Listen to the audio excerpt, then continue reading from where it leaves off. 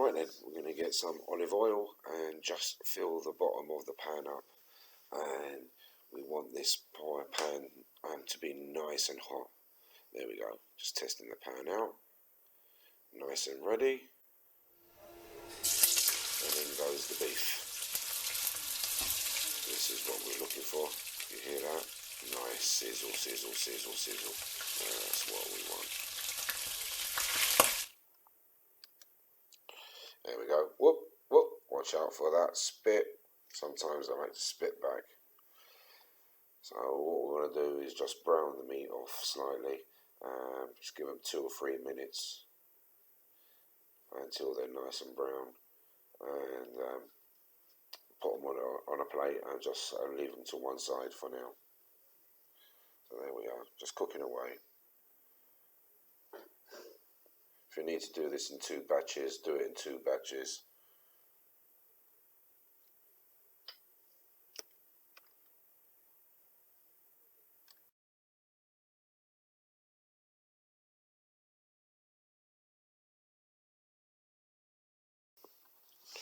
Here we are, just cooking off the last bits that's left over, and in the same pan just add a little bit more of olive oil, warm this up, and what we're going to do is add the onions.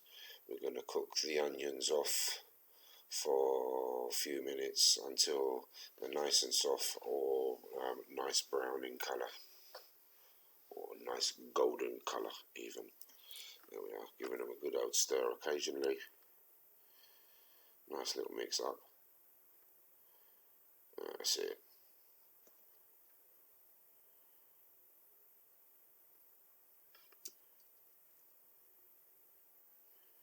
There we are. Nice golden colour. That's exactly what we're looking for.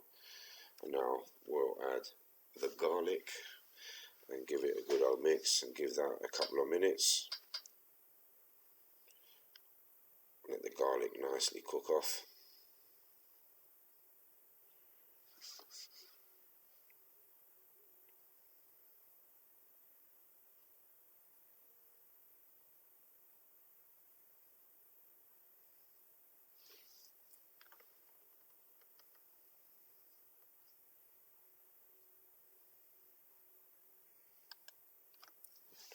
Right then, now we're going to add the mixed vegetables, which were the carrots, the peas and the green beans, and give that a nice stir. With all fairness, you can add the vegetables that you wish. This is what I had to hand, and this is what I use, and I usually stick carrots in there anyway because it goes really well.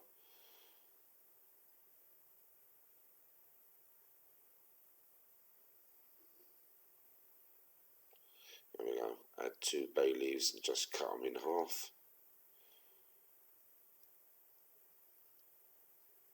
Give that a cover and just leave that simmer for a few minutes. There we go. Just let that simmer away. Let all those flavours infuse nicely.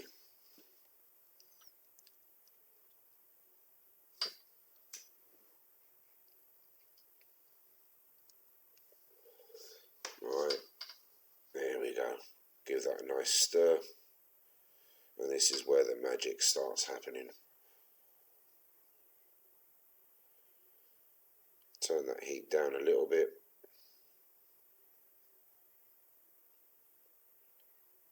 And we're going to add the beef. Give that a good old mix. There we go. Nice. Well, nicely done, Brian. Nicely done. Get that all mixed in. Mix those vegetables up with the meat. Mix the meat up with the vegetables. Lovely, lovely, jubbly.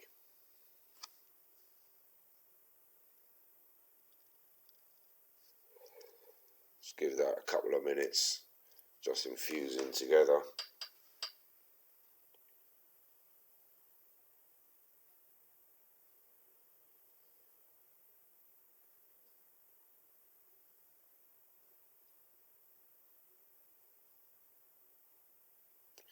And I'm going to add a tablespoon of corn flour. This will help once I start mixing in all the liquids. It will start helping. This will actually help it thicken up. I say, give that a good old stir.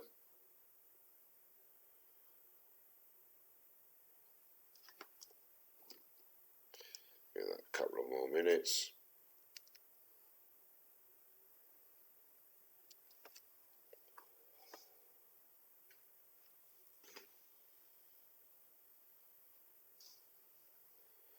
And now we're going to add 2 tablespoons of Worcestershire sauce. Always have a problem with that one. Worcestershire. Give that a good old mix.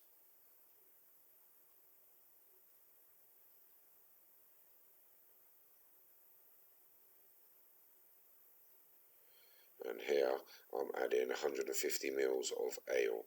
You can either use red wine or just plain water if you want.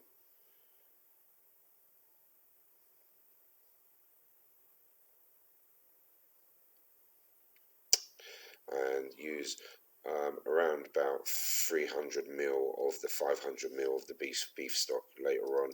When we add the mushrooms, we're just going to top it up with the beef stock and give that a good old stir.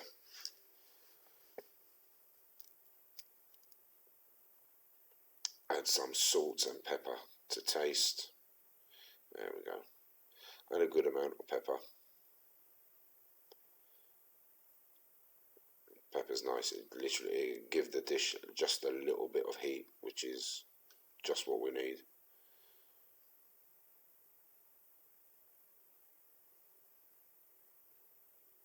And add in a good amount of salt.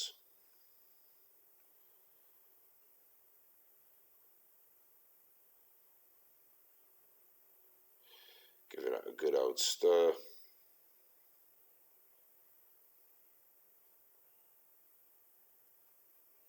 And just give it a little taste. There we go. Nice. And then we just cover on a low heat and let that simmer for an hour and a half. That's perfect. Thumbs up. There we go. Just cover it and let that baby there. There we go. Occasionally give it a mix, and that's the consistency we're looking for. There we go. Just right.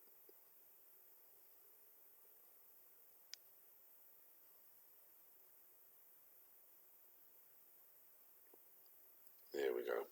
Now we're going to add the mushrooms and the remainder of the beef stock. Just give that a little stir, cover, and let that simmer for about 30 minutes till the mushrooms have shrunk down in size.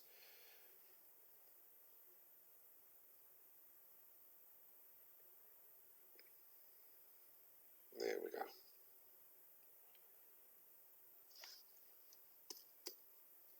Give that a cover and just leave it to sit down and settle for another 30 minutes.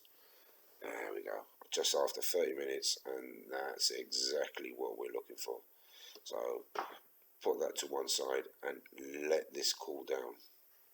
Let this get nice and cool.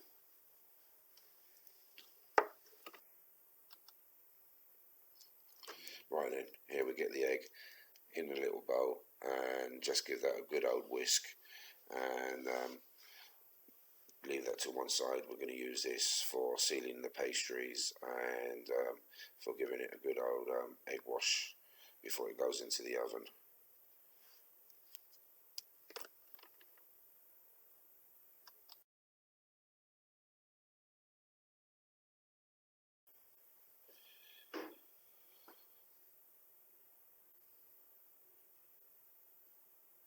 Right then, guys, here I want to state that my pastry skills are not the best, so please do not criticize. The end results were awesome. Right, here I cheated. I used already made pastry, which I cut in half and then cut them in quarters. And along the edges, I covered with the egg wash, which will help seal the pastries off once they're put together. My error here, and I haste to say it, is that I did not let the meat cool down enough. It was still quite warm, hence the reason why the pastry, you see, is really like sealed into the meat. Just let them, like I said before, let the meat cool down really well, and then you can do this part. There we go. Once you've done this part, just put them on a tray in the oven for about half an hour, 40 minutes. There we go. I'm actually doing a bigger one here. There we go. So you can do the size, whatever size you want. You can do mini ones. You can do larger ones like I've done here. And once they're sealed up, put a couple of holes on the top so they let the steam come out.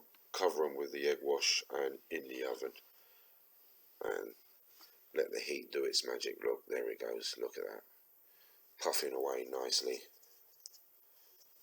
and that is exactly what we're looking for.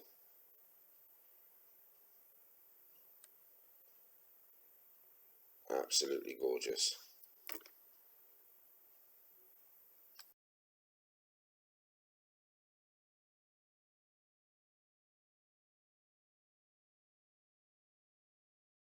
Oh, well, there's the pie. Let's have a look. Let's taste this. Yeah! Let's see if you can hear this. Daddy! Look at the bottle! Do you hear that crunch? Daddy! Look at the bottle! Yeah. Daddy!